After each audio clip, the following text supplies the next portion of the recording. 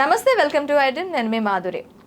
Cervical cancer, అసలు cervical cancer లక్షణాలు ఎలా ఉంటాయి? అసలు లక్షణాలు వచ్చిన తర్వాత ఏం చేయాలి? మనకి ఆ అదృష్టం ప్రకారం ఏ క్యాన్సర్కి ఇప్పటి వరకు వ్యాక్సిన్ లేదు, కానీ సర్వైకల్ క్యాన్సర్కి మాత్రం వ్యాక్సిన్ ఉంది. ఈ వ్యాక్సిన్ని ఏ ఏజ్లో తీసుకోవాలి, తీసుకునేటప్పుడు ఎలాంటి జాగ్రత్తలు తీసుకోవాలి, అండ్ ఈ సర్వైకల్ క్యాన్సర్ గురించి ఎలాంటి అపోహలు ఉన్నాయి? ముందుగా అయితే సర్వైకల్ క్యాన్సర్ లక్షణాలు ఏంటో ముందుగా తెలుసుకుందాం. మనతో పాటు ఉన్నారు గైనకాలజిస్ట్ అండ్ ఫెర్టిలిటీ స్పెషలిస్ట్ అమూల్య రవికుమార్. తనని అడిగి డీటెయిల్గా తెలుసుకుందాం. నమస్తే మ్యామ్. నమస్తే అండి. సర్వైకల్ క్యాన్సర్ అసలు ఇది దీని లక్షణాలు ఎలా ఉంటాయి మ్యామ్? అంటే మ్యాక్సిమం సర్వైకల్ క్యాన్సర్ వస్తుంది కొంచెం మనకి వెజనాలో దురద పెట్టినా, లేదు అంటే ఎక్కువగా వైట్ డిశ్చార్జ్ అయినా, లేదు అంటే ఇర్రెగ్యులర్ పీరియడ్స్, లేదా వెజైనా వాపు, ఇలాంటివన్నీ కొంచెం ఇరిటేషనల్ ఏవైనా ఉన్నాయంటే అది సర్వైకల్ క్యాన్సర్ అని చెప్పి చాలామంది భయపడుతూ ఉంటారు. సో అసలు లక్షణాలు ఎలా ఉంటాయి దీనికి? సో మీరు చెప్పిన అన్నిట్లో ఒక్కొక్క లక్షణం అయితే ఖచ్చితంగా ఉంటుందండి. సో అదే అందరికీ ఆల్రెడీ తెలిసిపోయాయి లక్షణాలు. సో ఎప్పుడు ఎవ్రీ లక్షణం నాట్ అబౌట్ సర్వైకల్ క్యాన్సర్. అదే మీరు కరెక్ట్గా చెప్పారు. ఎవ్రీ లక్షణం is not about cervical cancer. So irregular menstrual bleeding అనేది మీరు ఇప్పుడు మెన్షన్ చేశారు. ఇర్రెగ్యులర్ అంటే ఎక్కువగా ఇర్రెగ్యులర్ దాన్ని మనం ఎలా అనుకోవచ్చు అంటే ఒక సైకిల్కి మధ్యలో గ్యాప్ ఉంటుంది కదా, ఆ మధ్యలో అవుతుంది ఒక్కొక్కసారి బ్లీడింగ్. సో అదొక సిమ్టమ్ అనమాట. దాన్ని ఇంటర్మెన్స్ట్రువల్ బ్లీడింగ్ అంటాము. సో ఇంటర్మెన్స్ట్రువల్ బ్లీడింగ్ అయినప్పుడు, భార్యాభర్త కలిసిన తర్వాత అయినప్పుడు బ్లీడింగ్, లేదా ఒకలాంటి స్మెల్లీ వైట్ డిశ్చార్జ్ వచ్చినప్పుడు, ఏ మందులకి తగ్గకుండా అలా ఉన్నప్పుడు, అండ్ తర్వాత మేము ఒక్కొక్కసారి సిమ్టమ్స్ అయితే ఇవి ఉంటాయండి. సో ఇంతకు మించి and lower abdominal pain, lower back ache ఇట్లాంటివి కూడా అసోసియేట్ అయ్యి ఉండొచ్చు. సో ఫౌల్ స్మెల్లింగ్ డిశ్చార్జ్ అనేది కూడా మనము చూస్తాం. యూజువల్గా అన్నన్ని రోజులు ఈ మధ్య ఎవరు వెయిట్ చేయట్లేదు, but still we also see cases like that. ఎందుకో మేడం ఇలా అవుతుంది, నాకు ఇదిగా ఉంది, ఒకసారి చూడండి అన్నప్పుడు చూసినప్పుడు సర్విక్స్ అంటే గర్భసంచి ద్వారం, ఈ గర్భసంచి ద్వారం క్యాన్సర్ గురించి మనం మాట్లాడుకుంటున్నాం ఇప్పుడు. సో ఇవండి బేసిక్ లక్షణాలు అయితే సర్వైకల్ క్యాన్సర్వి. ఓకే, ఇది వచ్చిన తర్వాత దీనికి ఎలాంటి ట్రీట్మెంట్స్ అవైలబుల్గా ఉన్నాయి? Treatments is totally radiology department already మీరు చాలా కవర్ చేస్తుంటారు. So prevention is always better than cure. So కాబట్టి ఇప్పుడు 60% ఆఫ్ సర్వైకల్ క్యాన్సర్ హెచ్పివి అంటే హ్యూమన్ ప్యాపిలోమా వైరస్ అనే ఒక వైరస్ వల్ల కాజ్ చేయబడుతుంది అది. సో అది లైంగిక it's like sexually transmitted diseases. So భార్యాభర్త కలయిక, ఇట్లాంటి ఈ కలయికలు మల్టిపుల్ సెక్స్ పార్ట్నర్స్ ఉండడం వల్ల కానీ వీటన్నిటి చేత అది సంక్రమిస్తుంది ఒకళ్ళ నుంచి ఒకళ్ళకి. సో మేల్లో అది ప్రజెంటేషన్ వేరేలా ఉన్నా, ఫీమేల్లో మాత్రం అది జెనిటల్ వార్డ్స్ కానీ, సర్వైకల్ క్యాన్సర్ కానీ, వెజనల్ క్యాన్సర్స్ కానీ, ఓరోఫెరింజల్ క్యాన్సర్స్ కానీ, నెక్ అండ్ హెడ్ క్యాన్సర్స్ కానీ వీటన్నిటినీ కాజ్ చేస్తుంది.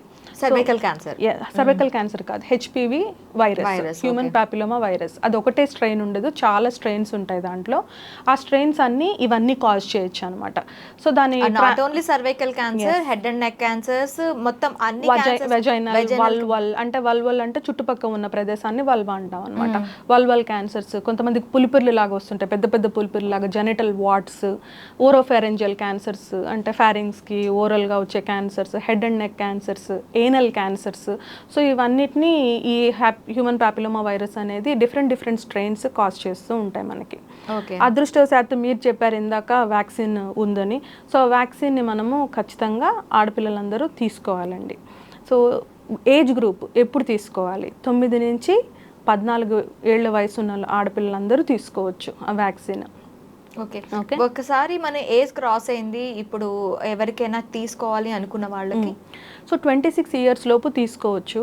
కొంతమందికి 40 వచ్చినా కూడా మధ్యలో ఎందుకంటే ఇది బేసికలీ నేను ఇందాక చెప్పినప్పుడు ఎలా ట్రాన్స్మిట్ అవుతుంది డిసీజ్ అనేది, సెక్షువల్ కాంటాక్ట్ ద్వారా ట్రాన్స్మిట్ అవుతుంది. సో ఈ వైరస్ ట్రాన్స్మిషన్ ఎప్పుడు స్టార్ట్ అవుతుంది? వాళ్ళు సెక్షువల్లీ యాక్టివ్ అయినప్పటి నుంచి స్టార్ట్ అవుతుంది.